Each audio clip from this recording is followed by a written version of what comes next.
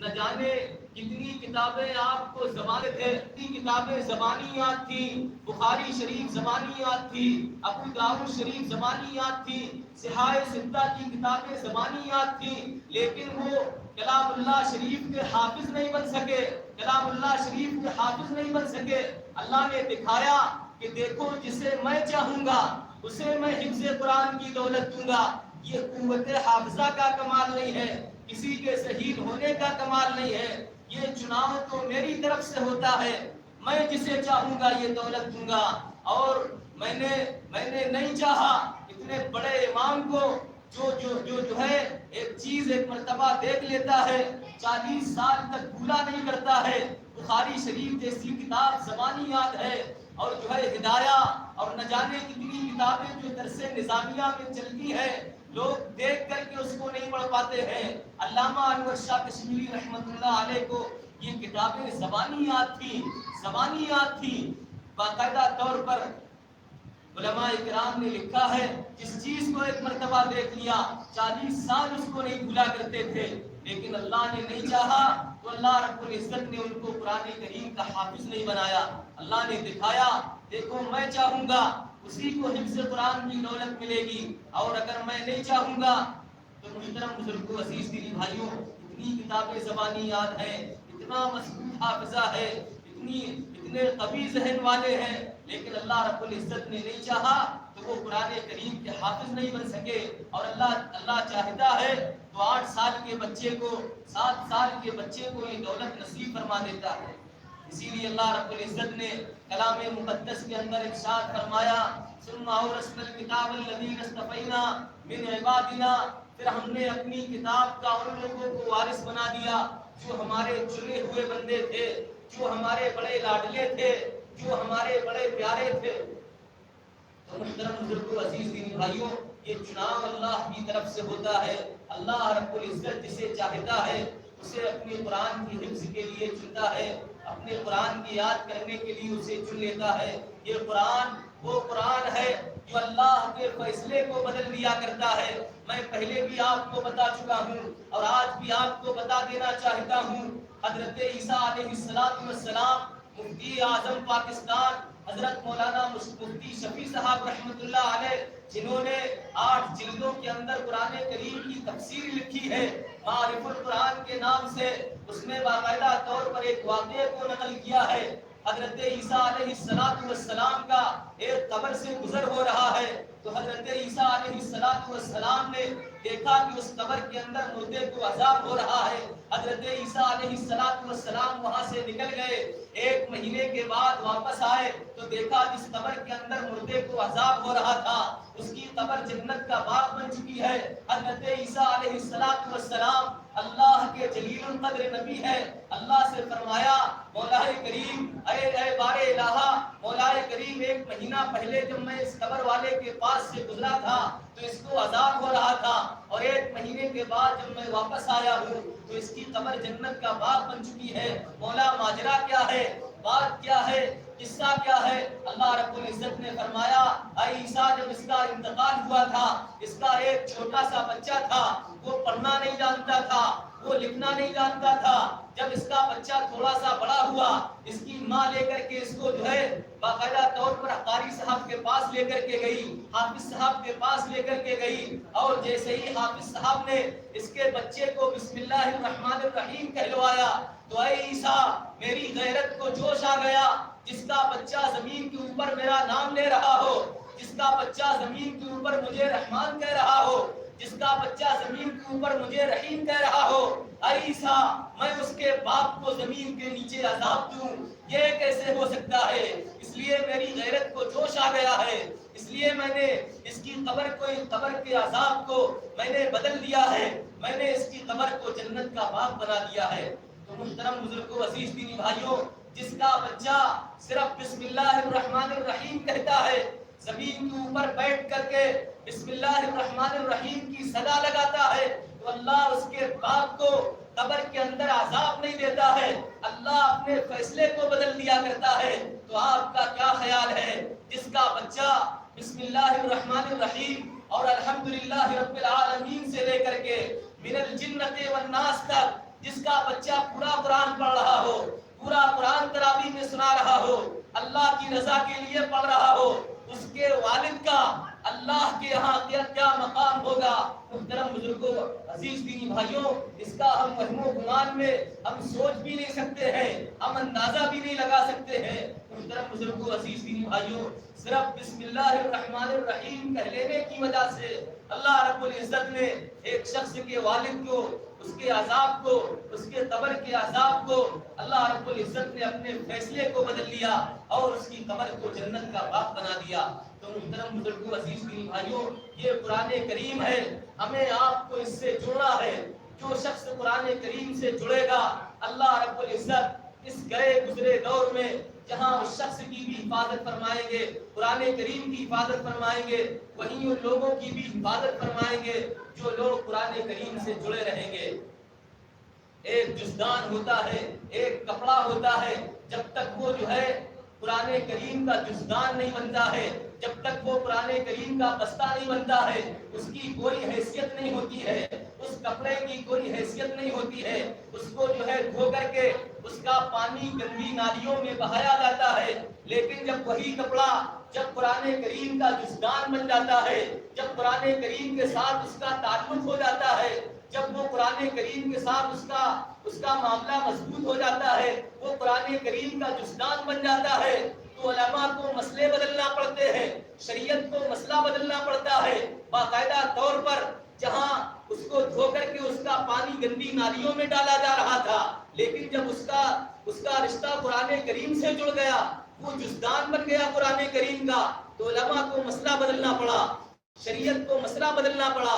اب اس کو دھو کر کے اس کا پانی گندی نالیوں میں نہیں بہایا جائے گا، بلکہ اس کو دھو کر کے اس کا پانی پاک جگہ پر ڈالا جائے گا۔ محترم بزرگوں، عزیز دینی بھائیوں، اگر ہم بھی قرآن کریم کے ساتھ جڑ جائیں گے، اللہ رب العزت ہماری ماؤں بہنوں کی عزتیں محفوظ فرمائے گا، اللہ رب العزت ہماری نسلوں کی عزتیں محفوظ فرمائے گا۔ اللہ رب العزت نے کسی انسان کی حفاظت کا وعدہ نہیں کیا ہے، صرف اپنے کلام مقدس کی حفاظت کا وعدہ کیا ہے۔ جو شخص قرآن کریم کے ساتھ جڑ جائے گا، اپنا رشتہ مضبوط کر لے گا، اللہ رب العزت اس گئے گزرے دور میں جہاں اپنے کلام کی حفاظت فرمائیں گے، وہیں ان لوگوں کی بھی حفاظت کریں گے جو لوگ قرآن کریم کے ساتھ جڑے رہیں گے۔ تو محترم بزرگوں، عزیز دینی بھائیوں، ہمیں اپنا رشتہ قرآن کریم سے خوب مضبوط کرنا ہے، قرآن کریم کی خوب تلاوت کرنا ہے، قرآن کریم کے لیے خوب چندہ دینا ہے، اپنے بچوں کو قرآن کریم کا حافظ بنانا ہے۔ محترم بزرگوں، عزیز دینی بھائیوں، اگر ایسا کرو گے، اللہ رب العزت تمہیں دنیا میں بھی کامیاب فرمائیں گے، اللہ تمہاری دنیا بھی بنائیں گے، آخرت بھی بنائیں گے۔ درخت ہوتا ہے، درخت کے جو پتے ہوتے ہیں، جب تک وہ درخت کے ساتھ لگے رہتے ہیں، جب تک وہ درخت کے ساتھ جڑے رہتے ہیں، جب تک ان کا رشتہ درخت کے ساتھ ہوتا ہے ان پتوں کا، تو وہ پتے ہرے بھرے رہتے ہیں، سرسبز و شاداب رہتے ہیں۔ اور جب وہی پتے درخت سے الگ ہو جاتے ہیں تو ان کو دو سزائیں ملتی ہیں۔ کتنی سزائیں بھائی؟ دو سزائیں ملتی ہیں۔ ایک تو ہوائیں ان کو اڑائے پھرتی ہیں، دوسرے ان کو گھر سے باہر نکال لیا جاتا ہے، آگ لگا کر کے لوگ اس کو داپ لیا کرتے ہیں۔ محترم بزرگوں، عزیز دینی بھائیوں، جب تک اس کا رشتہ درخت کے ساتھ تھا، سرسبز و شاداب تھا، ہرا بھرا تھا، محترم بزرگوں، جب اس کا رشتہ اس درخت سے الگ ہو گیا، اس کو جو ہے سزائیں ملنا چالو ہو گئی، ہوائیں اس کو الٹ پلٹ کرتی ہیں۔ محترم بزرگوں، عزیز دینی بھائیوں، اسی طریقے سے اگر ہمارا رشتہ قرآن کریم کے ساتھ مضبوط رہے گا، اللہ رب العزت ہماری دنیا بھی بنائیں گے، اللہ آخرت بھی بنائیں گے۔ اللہ رب العزت ہم سب کو اپنا رشتہ قرآن کریم کے ساتھ مضبوط کرنے والا بنا دے۔ رسمن ہمیں قرآن نہیں پڑھنا ہے، رسمن ہمیں قرآن نہیں سننا ہے۔ محترم بزرگوں، عزیز دینی بھائیوں، قرآن کریم کلام اللہ ہے۔ دنیا میں جتنی کتابیں آئی ہیں ان کو کتاب اللہ تو کہا جا سکتا ہے، لیکن کلام اللہ نہیں کہا جا سکتا ہے۔ قرآن کریم وہ کتاب ہے جو کتاب اللہ بھی ہے اور کلام اللہ بھی ہے۔ کلام اللہ، اللہ کے بول، اللہ کی ذات سے نکلی ہوئی چیز، آج اگر ہمارے درمیان میں سب سے بڑی خوشی والی کوئی بات ہو سکتی ہے تو ہمارے درمیان میں ہمارے نبی حضرت محمد صلی اللہ علیہ وسلم کا لایا ہوا سب سے بڑا معجزہ قرآن کریم ہمارے درمیان میں موجود ہے۔ مسلمانوں، اس سے زیادہ خوشی کی بات کوئی اور ہو ہی نہیں سکتی۔